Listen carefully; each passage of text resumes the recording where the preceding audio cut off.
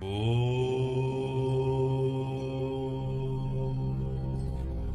అండి, అందరికీ నమస్కారం. శ్రీ విశ్వవసు నామ సంవత్సరం ఉత్తరాయణం వసంత ఋతువు వైశాఖ మాసం శుక్లపక్షం తృతీయ రోహిణి నక్షత్రం బుధవారం. ఈరోజు చాలా విశేషమైన రోజు అక్షయ తృతీయ. మీ అందరికీ అక్షయ తృతీయ పర్వదిన శుభాకాంక్షలు. ఈరోజు మీరు ఆచరిస్తున్నటువంటి పూజ ఏదైతే ఉందో దాని యొక్క పుణ్యఫలం మీకు అక్షయంగా లభించాలని కోరుకుంటున్నాను. అదేవిధంగా ఆ మహాలక్ష్మి అమ్మవారి యొక్క అనుగ్రహం మీ అందరిపై ఉండాలని కోరుకుంటున్నాను. అయితే రోహిణి నక్షత్రంలో అక్షయ తృతీయ ఉంది. రోహిణి నక్షత్రం జ్యోతిష శాస్త్రంలో దీనికి చాలా వరకు కొన్ని భేదాభిప్రాయాలు ఉన్నాయి. నిజం ఏమిటి అంటే రోహిణి నక్షత్రంలో అబ్బాయి అయినా అమ్మాయి అయినా జన్మిస్తే ఫలం వేరుగా ఉంటుంది. అంటే లింగ భేదం ఉన్న కారణంగా స్త్రీ జన్మిస్తే వేరే ఫలం, పురుషుడు జన్మిస్తే వేరే ఫలం అని ఉంటుంది. అలా రోహిణి నక్షత్రంలో జన్మిస్తే మొదటి పాదంలో జన్మిస్తే తండ్రికి, అలాగే రెండో పాదంలో జన్మిస్తే తండ్రికి మేనమామకి, మూడో పాదమైనా కూడా తండ్రి లేదా మేనమామ, నాలుగో పాదమైనా కూడా తండ్రి మరియు మేనమామకి కూడా ఉంటుంది. ఇది పర్టికులర్గా మగపిల్లలు జన్మిస్తే మాత్రమే అని కూడా అందులో చెప్పడం జరిగింది. అంటే అందులో ఉంది ఆడపిల్లకు కానీ దీనికి సంబంధం లేదు. చాలామంది ఆడపిల్ల జన్మించగానే మేనమామ దోషము అని అనుకుంటున్నారు. కానీ అలా చెప్పడం మంచిదే, కానీ పరిహారాలైతే చేయించుకోండి. కానీ అందరూ గమనించాల్సింది ఏమిటంటే చాలామంది అంటే చాలా పెద్దవాళ్ళు ఉంటారు కదా, వాళ్ళు కూడా రోహిణి నక్షత్రంలో జన్మించి ఉంటారు. 20-30 సంవత్సరాల క్రితం వాళ్ళు కూడా.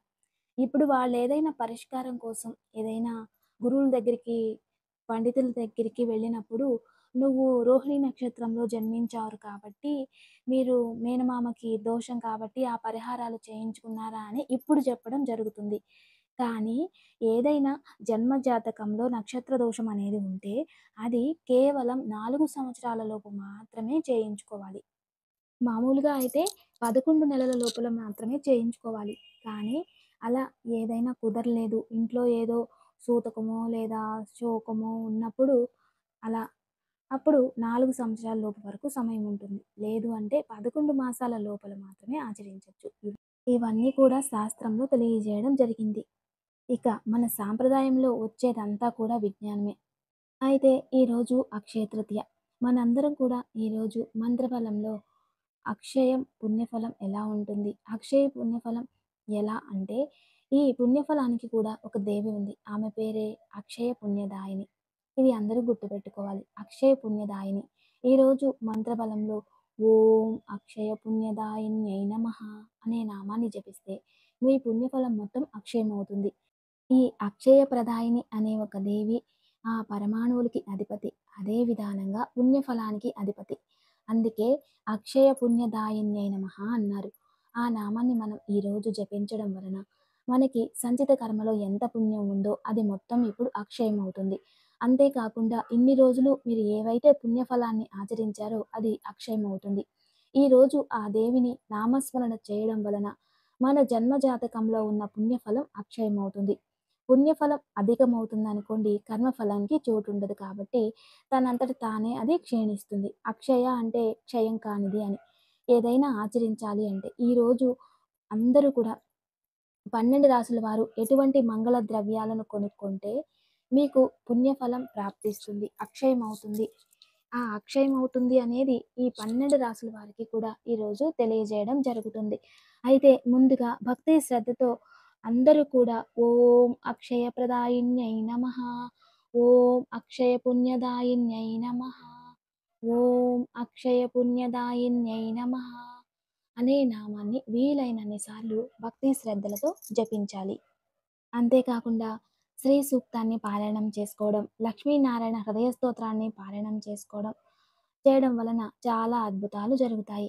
ఇంకొక విషయం ఏమిటంటే ఈరోజు ఎవరైతే పిల్లలు స్కూల్కి వెళ్తున్నారో, అడ్మిషన్ చేస్తున్నారో, చదువుతూ ఉన్నారో, చదివే పిల్లలందరూ కూడా మీ కల నెరవేరాలి అంటే జీవితంలో చదివే వయసులో అలాగే మ్యారేజ్ అయ్యే వరకు ఎటువంటి చదువులకి అడ్డు ఆటంకాలు రాకుండా ఉండాలి అంటే, చదువుకి ఎటువంటి దుష్ప్రభావాలు రాకుండా ఉండాలి అంటే, చదివే పిల్లలు ఆరోగ్యంగా ఉండాలన్నా, ధైర్యంగా ఉండాలన్నా, అలాగే డిప్రెషన్ లేకుండా ఉండాలన్నా, చాలా వరకు నెగెటివ్ థాట్స్ అసుర శక్తిలో అభివృద్ధి చేసుకుని కుటుంబానికి, కులానికి చెడ్డ పేరు తేకుండా ఉండాలి అన్నా, ఈరోజు అద్భుతమైనటువంటి ఒక మంత్రం నీలా సరస్వతి స్తోత్రం. ఇది గుర్తుపెట్టుకోవాలి. నీలా సరస్వతి స్తోత్రం. ఈ స్తోత్రాన్ని పిల్లలతో చదివించాలి. అక్షయ తృతీయ రోజు నీలా సరస్వతి స్తోత్రాన్ని పిల్లలు చదివితే జ్ఞానం అక్షయమవుతూనే ఉంటుంది. అప్పుడు అజ్ఞానం నశిస్తూ ఉంటుంది. ఎప్పుడైతే జ్ఞానం అక్షయం అవుతుందో అజ్ఞానం దూరమైనట్టే. అందువల్ల ఈరోజు అందరూ కూడా ప్రతి ఒక్క తల్లి, తండ్రి ఈ పని మీ పిల్లల కోసం చేయించండి. తద్వారా మీ పిల్లలు భవిష్యత్తులో ఏదైతే అవ్వాలి అని అనుకుంటున్నారో ఆ కల నెరవేరుతుంది. ఇక ఈరోజు మంచి మాట. ఈ మంచి మాటలు జీవితంలో మనం తెలుసుకోవాల్సింది ఎప్పుడు కూడా పుణ్యం అక్షయమయ్యే పనులు ఆచరించాలి. భక్తి అక్షయమయ్యే కృతువుల్ని ఆచరించాలి. ధర్మం అక్షయమయ్యే నిర్ణయాలను తీసుకోవాలి. ఈ మాటని ఎవరైతే పాటిస్తూ ఉంటారో వాళ్ళల్లో ఖచ్చితంగా దైవ స్వభావం అనేది అభివృద్ధి అయిపోతుంది. సత్యానికి ఎప్పుడూ చావు ఉండదు. సత్యం మీలో అక్షయమైతే మీలోనే భగవంతుడు ఉంటాడు అని అర్థం చేసుకోవాలి. అటువంటి పుణ్యఫలాన్ని అక్షయం అవ్వాలి అని కోరుకోవాలి. ఈరోజు ఇదే మంచి మాట. ఈరోజు అక్షయ తృతీయ. అక్షయ తృతీయ రోజు అక్షయమయ్యే ఏ కృతువును ఆచరించినా పుణ్యఫలాలు వస్తాయి. అక్షయ తృతీయ రోజు మీరు ఏ మంచి పని చేసినా పుణ్యఫలం అక్షయమవుతుంది. అలాంటివే ఆచరించాలి. మీరు బంగారం కొంటారా లేదా మీ ఇష్టం, కానీ అప్పులు మాత్రం చేయకండి. ఇది మాత్రం అందరూ గుర్తుపెట్టుకోవాలి. కానీ ఎవరింట్లో అయినా ఈరోజు మంగళ ద్రవ్యాలు కొంటే మాత్రం ఖచ్చితంగా ఆ మంగళ ద్రవ్యాలు మన ఇంటికి మంగళాన్నే తీసుకొస్తాయి, కానీ అమంగళప్రదమైన పుణ్యం మనకి అభివృద్ధి చెందదు. దానికి ప్రయత్నించండి. అయితే మేషరాశిలో జన్మించిన వారు అక్షయ తృతీయ రోజు బెల్లం కొనుగోలు చేస్తే అదృష్టవంతులు అవుతారు. బంగారం కొనవచ్చు. తరువాత ధరించే సింధూరం చేతిలో కట్టుకునే కంకణాలకు సంబంధించింది, లేదంటే లక్ష్మీనారాయణ విగ్రహాన్ని కొనుగోలు చేయొచ్చు. మీరు వీటిని కొంటే మీనరాశి వారికి పుణ్యఫలం అక్షయమవుతుంది. అంతేకాకుండా వీటిని కొనడం వలన మీకు ఆర్థికంగా వృద్ధి చెందుతారు, ఉత్సాహంగా ఉంటారు, పదోన్నతి ఇవి కూడా ప్రాప్తిస్తాయి. తప్పకుండా ఈరోజు ఆచరించండి. ఏదో లక్ష్మీనారాయణ పూజన్న చేయండి. ఇక వృషభ రాశి వారు ముత్యాలు ఖరీదు చేయొచ్చు. భూమికి సంబంధించిన వస్తువులు, మినరల్స్ అంటాం కదా, అటువంటి వాటిని ఖరీదు చేయొచ్చు. లేదా మృత్యుంజయ యంత్రాన్ని కానీ, మంత్రాన్ని కానీ, లేదా రుద్రాక్ష మాలను కానీ ఖరీదు చేయొచ్చు. లేదా భూమికి కొత్తగా ఇల్లులు ఎవరైనా నిర్మాణం చేయాలంటే అంత మట్టిని కానీ, ఇటుకని కానీ, లేదా గ్రానైట్ కానీ ఇటువంటివి ఏదైనా కొని ఇంట్లో పెట్టినా కూడా మంచిదే. ఇంటి అలంకారిక వస్తువులు కొన్నా మీకు అదృష్టం ప్రాప్తిస్తుంది. దీంతో పాటు మీరు కుంకుమని కొనాలి. ఇక మిథున రాశి వీళ్ళు శ్లోక పుస్తకాలు కానీ, లేదా భగవద్గీత కానీ, లేదా ఏదైనా మంత్రాలు ఉన్న పుస్తకాలని ఖరీదు చేయడం చాలా మంచిది. మరియు కంచు, బ్రాస్ అంటాం కదా, అటువంటి వస్తువుల్ని ఖరీదు చేయాలి. మరియు సరస్వతి దేవికి విశేషంగా ఆరాధించాలి. లేదా సరస్వతి విగ్రహాన్ని కొనుగోలు చేసిన పుణ్యఫలం అక్షయమవుతుంది. దీంతో పాటు మీరు విశేషంగా పచ్చ రంగు పట్టు కానీ లేదా కాటన్ కానీ కొనండి. మీకు శుభం జరుగుతుంది. ఇక కర్కాటక రాశి వారు విభూది కొనుగోలు చేయొచ్చు, వెండి కొనుగోలు చేయొచ్చు, లేదా క్షీరం కాస్త కొని ఆ నారాయణుడికి అభిషేకం చేయవచ్చు. అంతేకాకుండా గృహ ఉపయోగ అలంకారిక వస్తువులను కొనుగోలు చేయొచ్చు. ఇవి మీకు అక్షయ ఫలాన్ని అందిస్తాయి. ఇక సింహరాశి ఈరోజు సూర్య ప్రతిబింబాన్ని కానీ, ఏ లోహమైనా లేదా రాగి, కంచు లేదా పంచపాత్ర ఉద్ధరణైనా తీసుకోవాలి. మరియు ఈరోజు విశేషంగా కాస్త కుంకుమ ఖరీదు చేయొచ్చు. మీకు అదృష్టాన్ని అందిస్తుంది. దాంతోపాటు ఎరుపు అంటే కాటన్ కానీ లేదా పట్టు వస్త్రాలు కానీ కొనవచ్చు. లేదా ఇంట్లో లక్ష్మీనారాయణ లేదా మహాలక్ష్మి అమ్మవారికి ప్రత్యేకంగా పూజని ఆచరిస్తే మీరు అదృష్టవంతులు అవుతారు. ఇక కన్యా రాశి వారు శంఖాన్ని కొనుగోలు చేస్తే పుణ్యఫలం అక్షయమవుతుంది.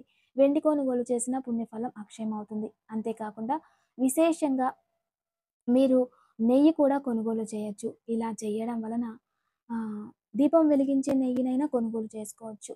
మన ఇంట్లో పుణ్యఫలం అప్పుడు అక్షయమవుతుంది. దీంతో పాటుగా ఏదైనా ఒక ధర్మ గ్రంథాన్ని, ఏదైనా మంత్రాలు ఉన్న ఒక పుస్తకాన్నైనా కొనండి.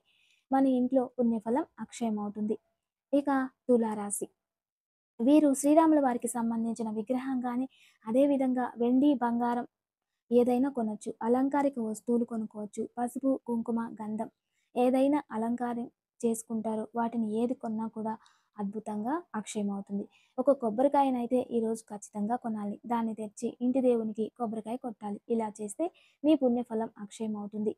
ఇక వృశ్చిక రాశివారు హోమానికి ఉపయోగించే ద్రవ్యాలు, హవన సామాగ్రి, పసుపు కొనవచ్చు, సింధూరం, కుంకుమ కొనవచ్చు మరియు విశేషంగా నేతిని కొనాలి. అలాగే వీళ్ళకి అనుకూలమైతే ఈరోజు ఎర్రని వస్త్రాలు కానీ, కాటన్ పట్టు కానీ కొనే దేవి ముందు పెట్టి పూజిస్తే పుణ్యఫలం అక్షయమవుతుంది. ఇక ధనుసు రాశి వారు గోవుల్ని కొనాలంటాం. గోవుల్ని కొనలేం కాబట్టి వెండి గోవు చిన్నది కొనుక్కోండి.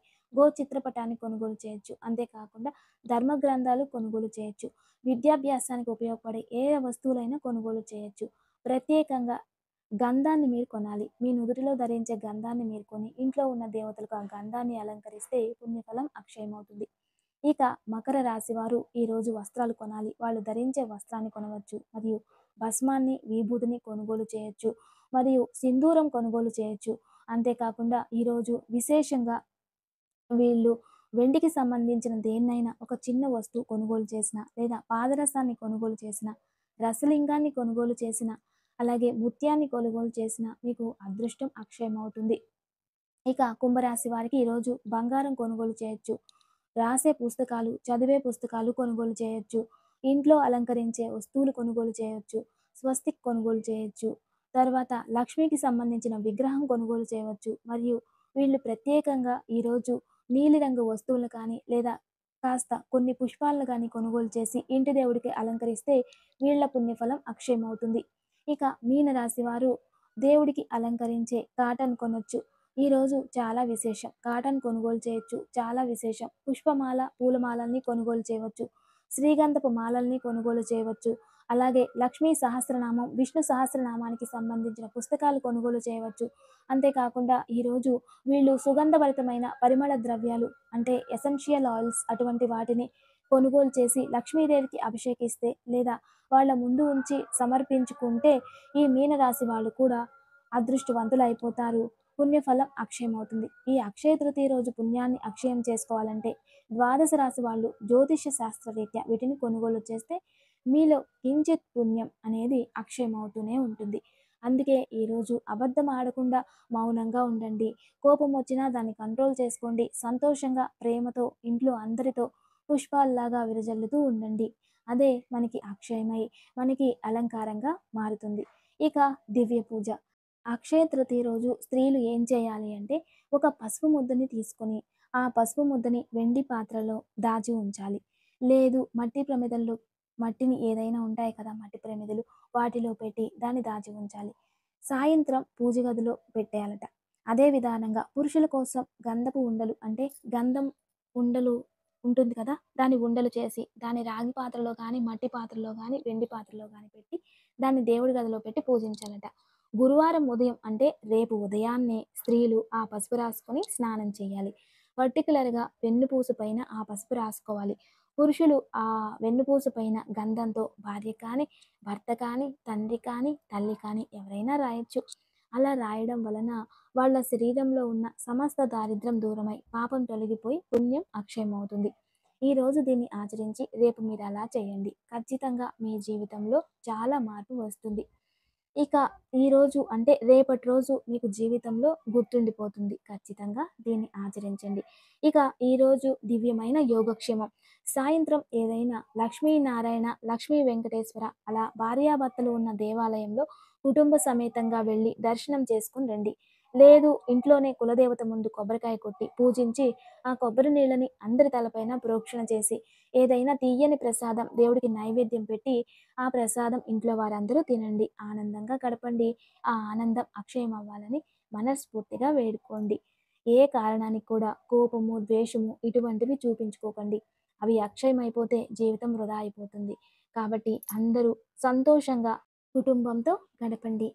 నమస్తే. Thanks for watching.